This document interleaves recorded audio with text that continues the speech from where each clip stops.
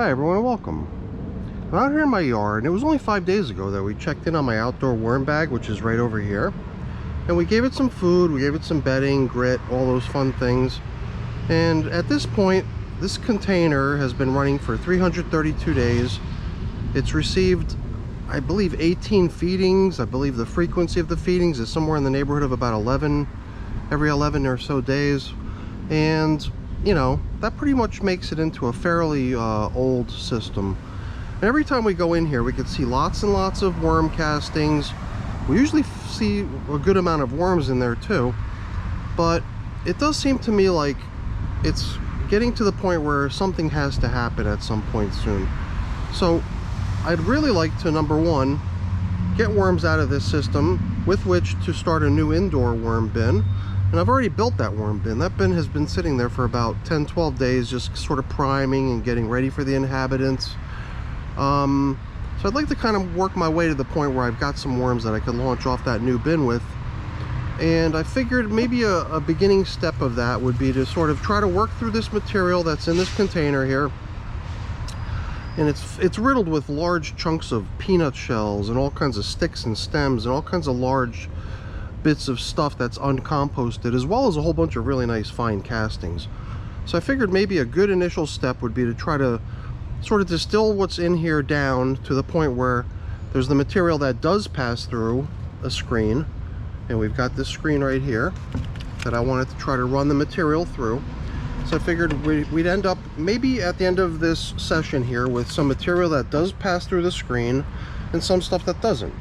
And the stuff that doesn't, maybe that stuff could be used to sort of relaunch this outdoor bin, and the stuff that does screen through would be maybe the makings of a cocoon nursery or a baby worm nursery. So I'm not even sure. I'm kind of winging it, but I just thought that it would be kind of nice to sort of separate all the large chunk material from the fine material as a first pass.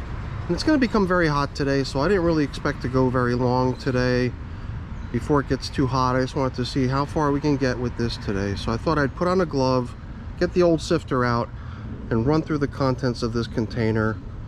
Take some material that does pass through the sifter, put it into maybe here, all the large chunk stuff, and then all the nice fine stuff, put it into here, maybe start setting up the beginnings of maybe a cocoon nursery. So I'm going to put on a glove, and we're going to get to work. So now I am kind of expecting that besides capturing a bunch of uncomposted materials in the screen, I'm probably also going to capture a good number of worms. So, I don't know. Like I said, I'm kind of winging it. But once we do screen out those larger chunks of uncomposted material and they go into here, it does seem like if we've got a bunch of large chunk material and worms, it might be easier to sort of do a light separation of the worms from that large chunk material, as opposed to if those worms were, you know, mounded up inside of a bunch of really fine castings material. So we can see a good number of worms already hanging out right here on the surface, which is typically the case. It's typically the case when we've got that plastic bag over the top. I guess the only thing that gave me pause was what I see right here, which is a which might just be here from way back when. It's the, I'm not even sure if it's still alive, but basically this is the larva of a black soldier fly. And a lot of times the black soldier flies move into my systems that are outside. But so far I haven't really seen many signs of them this year. And my expectation was that eventually they would wind up showing up in my systems. And usually they get really dark and they look sort of like this right before the fly emerges from this little kind of whatever the heck it is. I guess it's, you know, in the beginning, while it's still a larva, this is its skin, but eventually it sort of becomes the little container in which it transforms into a fly, and then it emerges from this as a fly. And I can't tell if this might have already had the fly emerge from it, or if this is still sort of in transition. I think just to play it safe, I'm going to stick this thing into my my compost bin that's right over here. It was just interesting that it sat right here on the top surface, so that's pretty cool. Like within just those couple minutes while we were talking about the black soldier fly, all the worms that were on the surface have made their way down into the material, and they're probably not too deep. They probably just wanted to get out of the light. So here's another here's what appears to be another black soldier fly larva. And you know, while these things are still young, they're very active, they move around a lot, and it's usually after they've already emerged from their little thing here that the, you know, that this just remains sort of as the remaining husk, the leftovers. So I'm not even sure what I'm seeing here, if these are just the leftover shells of what used to be black soldier fly larvae, and that the flies have already emerged from these. I don't know. I guess since part of my goal is to eventually try to get worms out of this system to launch off to launch off a worm bin inside, I really do want to be careful not to bring in any black soldier flies into the wormery inside my basement. So I just don't like the idea of having, you know, flying insects making their home inside my house. I don't mind them being in my outdoor composting bins, not at all. In fact, I consider them as welcome guests. It's just something I really don't want to have happen downstairs in my basement. See how nice this stuff is. As soon as you skim back some of this large chunk material, this stuff right here, which is also full of castings and whatnot, you're left with some really nice material here. And I know there's all kinds of this and that mixed in here, little chunks of sticks and uncomposted food bits, but I also see this as being primarily castings at this point. And when I kind of slow down a little bit and I look through it carefully, it does seem like I can spot cocoons here and there. So it does seem like it would be a productive cocoon nursery if we were to, you know, just set these castings aside, if we were to skim it down to just being castings and set them aside and let whatever baby worms fell through the screen, as well as whatever cocoons fell through the screen with the castings, give them a little time to emerge, and then treat it as a batch of finished castings. What's this? I thought I saw something a moment ago, but you know, I guess the big hazard here is me getting distracted. So why don't we just start into this? I'm going to start screening, and we're going to see what we end up with after a little while, and then we'll examine what we have, and then we'll take it from here. Like I said, I'm sort of winging it here, so whatever. Why don't we just start loading up the screen here, giving it a little shaky, and then seeing what kind of results we get. I do feel like we're going to get a whole lot of really nice fine castings as a result of this process. But I guess one of my main goals here was to try to not have this take a tremendous amount of time. I was really interested in making this process move pretty quickly. So, you know, I figured give each handful a quick little shake, let all the really fine stuff pass through the screen, and then dump out the stuff that gets captured, and do another handful and keep moving.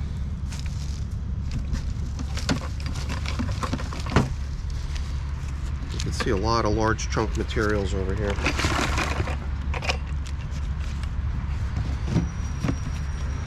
Actually, now that I look at it, it does look like a lot of fine stuff seems to get caught up in that as well.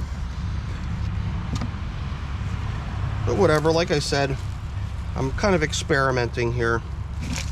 I'm just looking for potential ways of maybe speeding the process up, and, you know, coming up with methods that I could use to, you know, kind of rapidly work through partially broken down materials to do a quick separation of the castings.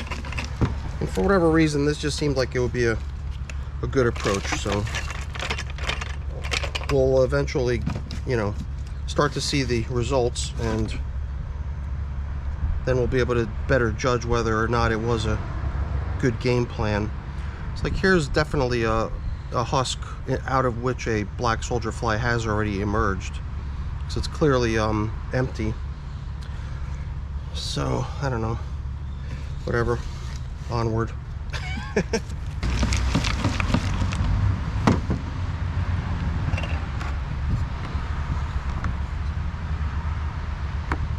Definitely seem to be picking up a bunch of volunteer worms here, mixed in with the large chunk material. Kind of where I was after, and then I thought that maybe at some point we could easily sift through this stuff, kind of maybe do a light separation to get all the larger worms out of that. But to me it seemed like this would be a good initial pass, like a first pass through this stuff to get all the fine stuff separated. Alright, let's just keep plugging away here. Alright, so you can see that I've kind of taken this approach of trying to skim through the material that was out on the outskirts of this bag, mainly because since I've got a container here that breathes quite a bit, the material on the outer edges to me seemed like it was a little bit drier and a little bit less likely to be broken down, and probably more heavily concentrated with large chunks of material, probably leaving the middle area to be mostly the more heavily broken down stuff. And you can already see how much we've collected here. We've got quite a bit, and within the container too, the red bucket, we've got almost a full bucket already full of the more fine stuff that did pass through the screen. So I'm starting to question whether I've got enough room in this container here. If this is what I was going to put the screened material into, it does seem maybe it's not quite large enough. I do have deeper containers, so before I load this thing up, maybe I'll go grab a deeper one before I empty the red bucket and continue. And then I'm gonna need something else to store more of this stuff in too. So I just figured I would take a quick break here to show you how things are coming along. But I'm gonna maybe go get a larger tray to put the sifted material into, see if I can find something else that I could put this stuff into, and then we'll continue. Alright, so I've got this stuff that got caught in the screen as well as the stuff that passed through the screen, and rather than using this somewhat shallow tray right here, I've got these two somewhat deeper trays that we're going to use. So why don't we pour out what we've collected so far before we proceed, and we'll get a better look at what we've collected so far. Let's start by pouring out what's in this red box here. This is the sifted material, the fine stuff, which I'm kind of treating as more or less finished castings. Obviously has a little bit of debris in it, which is not finished castings. And I would also have to guess that it's probably chock full of worm cocoons. So I guess the other thing I'm noticing in here is a whole bunch of little seeds. Seeds, I suppose, would be a small enough item that they would also pass through the screen pretty readily. And I suppose if we collect about as much as this as what we have here in the second go around, then we will almost have an entirely filled 7-gallon capacity bus box here. So that's pretty nice looking stuff, and I figured this stuff could just sit, you know, sit for a while and give whatever cocoons are in this time to hatch, let the babies emerge. And I bet you a whole bunch of little baby worms probably came out of this too. Little, well, not even necessarily baby worms. Some pretty good sized worms even slipped through the screening process. So I'm sure we've got a good number of worms hanging out in this material here, as well as a whole bunch of babies that are going to emerge at some point. So it does seem like, as far as a cocoon nursery, we've probably got the makings of a pretty good system here. So that was the screened material. Now over on this side, we've got the stuff that got caught in the screen, and this is all the uncomposted materials, all of the large chunk stuff. And I would have to guess that what also came through here is probably a good number of worms that did not pass through the screening process. And all I got to do is look down into here, and I could see a good number of worms in here. Now, it was this stuff over here that I imagined to be possibly a good candidate for a sort of like a light separation, kind of, you know, blasting it with some really bright lights from overhead, giving the worms time to sort of burrow down into the material to evade the light, and then eventually end up with just a pile of worms. So that was kind of my thinking in terms of what the finished product of this might be and how to further process each. And here too, we've got about a half of a container here of large chunk uncomposted material. So I think I'm going to proceed with doing the rest of the stuff, process all the rest of what's in the worm bag, and try to get myself done over there, because the sun is starting to shine over there and it is getting warm. So let me proceed with that. Well, as you can see, I'm now in the sunlight. I even came over to the other side of the container to try to get into the shade a little bit more worm goodness. Maybe I shouldn't even bother trying to screen this stuff. I should just dump it right into the collection box with the rest of the worms. Good stuff. Well, here I am with the last amount that I just poured out of the bag, and here's the cork. I almost forgot about the cork. And you know, whatever, I'm just going to put it in with the stuff that got caught with the screen. And over here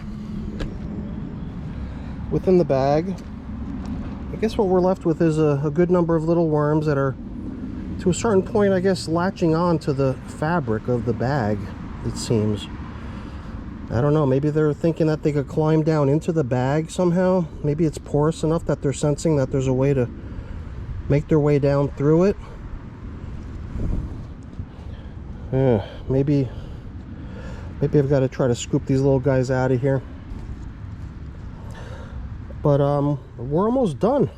Just got a little bit of this and that to do over here. I'll screen that last batch that's in the screen. I'll try to pull out whatever I can out of this bag. I'm just wondering if we're just going to end up with a bunch of worms under the bag crawling through it. No, I don't think they're going to be able to very easily crawl through it, so I'll just try to pick all these worms out of here, and then we'll dump out the contents of the collected material containers here, all the stuff that got caught in the screen and all the stuff that passed through the screen. We'll see what we ended up with. Alright, so let's pour out the screened material first. I'll just flip the tray around so we can get the side of the tray that's got the available room in camera, and dump out what we've collected. Looks like we got the majority of it. I think I see a worm or two in there. And, you know, as we pretty much knew we were going to end up with, we've got material that's got a good number of worms in it. I sort of anticipated that a lot of little tiny worms, you know, baby worms, would fall through for sure, and cocoons. And it's not too surprising that we've also got you know, a number of larger size worms that managed to slip through the screen as well. So I think that this is actually kind of a nice population to have within this batch of finished castings. Some worms that can still continue to work the material down a little bit and get it to be a nice fine batch of castings. And while that's happening, the cocoons that are in this material will have a little bit of time to hatch, and then at some point in a little while we'll have a whole bunch of, you know, not only those worms that's, you know, fell through the screen process, but we'll also have a whole bunch of baby worms. And then maybe in about a month or so, maybe in about a month and a half, we can start working on rounding up the worms that are in this container. Or maybe even start that process sooner, maybe not wait that long. So that's where we stand with this. Let's dump out what's over there. Alright, once again we'll just flip the tray around so we can see what we are left with here. Now don't forget, this is the container that had all of the worms in it that were congregating around that feeding area. So we definitely have some sections of this that are pretty heavily populated with worms. And I'm also assuming that a lot of the worms just got caught up in the screening process because they were you know, large enough to get caught by the screen, or they were just sort of hanging on to the surrounding material. So I know for a fact that this material right here, besides, ooh, wow, look at that. Hey, worm ball. Who would have thunk it? How did we miss that earlier? So yeah, that was kind of cool, right? What we're left with here is a bunch of worms hanging out in the collection pot too. So I've got that bag over there that I want to make sure I fish all the worms out of, and make sure I catch all the worms that are stuck to the container here as well and get them all collected. But at some point in the near future, I don't want to put these little worms through too much stress and processing and shaking and light separation and everything, but I believe that the next step for this batch of material right here is going to be to try to separate the worms from the material so that I can use those worms to launch off a new worm bin downstairs in my basement.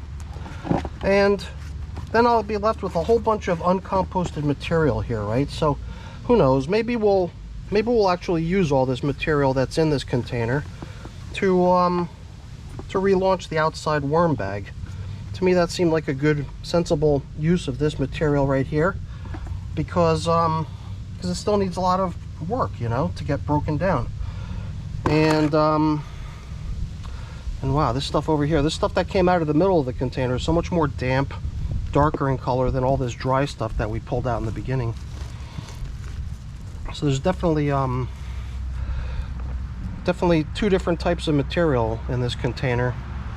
Some of the stuff down here is this more worked, damp stuff, which is probably where the worms are going to want to hang out, because it's also still pretty heavily loaded with food scraps that the worms can continue to eat, as well as a cork.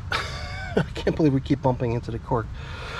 And then over here is just more dry stuff and stuff that the worms might not be all that jazzed about hanging out in. So either way, like I said earlier, we'll probably be back into this container soon to try to round up some of the worms that we've collected, and all the worms that are in that stuff over there will just stay over there, and they'll continue working that stuff down really nice, and then we'll try rounding them up at some point later in the game.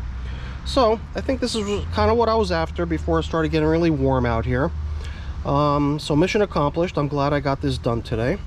And, you know, like I said earlier, we'll probably be back to visiting in on these systems again pretty soon to try to get recruits out of this batch of material right here. But I think for now, I think we're going to let these little guys rest. We're going to let them chill out and, you know, kind of get over the trauma of being relocated out of their worm bag into this tray over here and all that shaking and jostling and screening. And then we'll deal with them in another few days, or who knows when. So all right, everyone, that's it for today's video. Hopefully you enjoyed it. If you did, please remember to leave me a thumbs up. That's always really appreciated. And if you haven't done so already, please also consider subscribing to the channel too. That's really appreciated as well. All right, everyone, have a great day. Thanks for watching. Bye.